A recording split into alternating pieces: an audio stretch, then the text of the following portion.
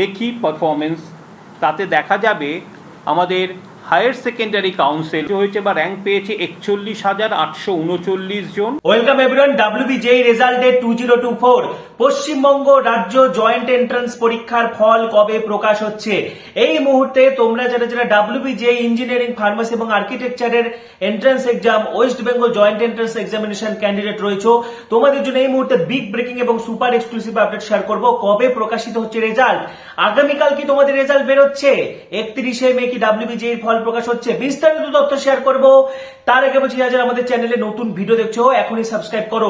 WBJEE counselling সংক্রান্ত সমস্ত তথ্য তোমরা এখানেই পাবে, সেই জন্য এখনই সাবস্ক্রাইব করো, পাশে থাকা বেল আইকনটি প্রেস করো এবং ভিডিওটি প্রচুর প্রচুর প্রচুর শেয়ার করে দাও। তো এই মুহূর্তে যে বিগ ব্রেকিং আপডেট, আজকে কি ফাইনাল আনসার কি রিলিজ হবে? তো দেখো, এই মুহূর্তে যে আপডেট, আজকে কিন্তু তোমাদের যদি ফাইনাল আনসার কি রিলিজ হয়ে যায় তাহলে আগামীকাল রেজাল্ট বেরোবে। এবং যা আপডেট উঠে আসছে এই মুহূর্তে, আজকে কিন্তু বা কালকে ফাইনাল আনসার কি তোমাদের বেরিয়ে যেতে পারে। ফাইনাল আনসার কি কিন্তু আজকালের মধ্যে বেরিয়ে যেতে পারে এবং ফাইনাল আনসার কি বেরোনোর পরেই তোমাদের সাথে সাথে কিন্তু রেজাল্ট ডিক্লেয়ার হয়ে যাবে, ঠিক আছে? এবং দেখো, গুগলে আরেকটি তথ্য পাওয়া যাচ্ছে যে 2রা জুন নাকি তোমাদের রেজাল্ট বেরোবে। সেটা কিন্তু অফিসিয়াল নয়, অফিসিয়াল ভাবে কিন্তু এখনো জানানো হয়নি যে 2রা জুন রেজাল্ট বেরোবে, ঠিক আছে? তোমাদের আজকেও কিন্তু ফাইনাল আনসার কি বেরিয়ে যেতে পারে যখন তখন, ঠিক আছে? রাতের দিকে বা সন্ধ্যাবেলার দিকে ফাইনাল আনসার কি বেরিয়ে গেলে আগামীকাল কি তোমাদের রেজাল্ট পেয়ে যাবে, বা আগামীকালও কিন্তু ফাইনাল আনসার কি চলে আসতে পারে, ঠিক আছে? তো এই মুহূর্তে একদম টান উত্তেজনা। আজকে যদি ফাইনাল আনসার কি চলে আসে তাহলে আগামীকালকে কিন্তু তোমাদের রেজাল্ট বেরোচ্ছে, ঠিক আছে? পাশাপাশি দেখো, আগের ভিডিওগুলোতে আমি কিন্তু কাট আপ নিয়ে বলেছিলাম, যাদবপুর ইউনিভার্সিটির কাট আপ বলেছিলাম এবং কিভাবে কম নম্বরে তুমি একাধিক সরকারি কলেজ পেতে পারো।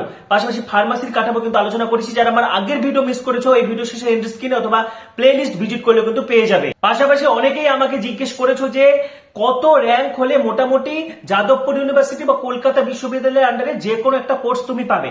তো প্রথমেই বলে রেখে দেখো, যাদবপুর ইউনিভার্সিটির যে কোনো কোর্সের জন্য হাড্ডাহাড্ডি কম্পিটিশন হয়, ঠিক আছে? আমি যদি দেখো কম্পিউটার সায়েন্স সিএসসি বলি, তাহলে সেক্ষেত্রে তুমি জেনারেল ক্যাটাগরি হলে তোমাকে 100-র মধ্যে র্যাঙ্ক করতে হবে। কিন্তু যাদবপুর ইউনিভার্সিটিতে কিন্তু সিভিলে যদি তোমার মোটামুটি 1800 বা 2000-এর মধ্যে জিএমআর হয়, জেনারেল ক্যান্ডিডেট, তুমি কিন্তু সিভিল পেয়ে যেতে পারো। এসসি যদি 8000 জিএমআর হয়, তুমি কিন্তু সিভিল পেয়ে যেতে পারো যাদবপুর ইউনিভার্সিটিতে।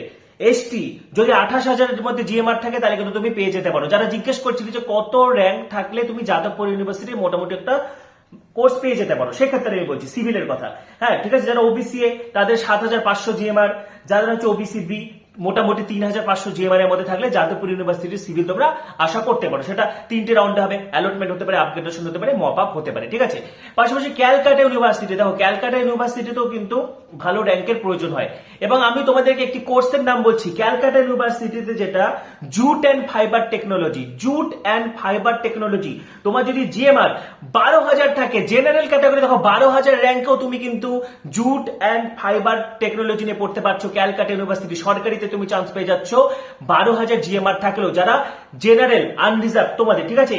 এসসি যাদের 26,000-এর বেশি, 26,000-এর মতো জিএমআর, তোমরা কিন্তু ক্যালকাটা ইউনিভার্সিটিতে জুট এবং ফাইবার পেতে পারো। এসটি যাদের 67,000 বা 68,000 জিএমআর, তোমরা কিন্তু জুট এন্ড ফাইবার পেতে পারো।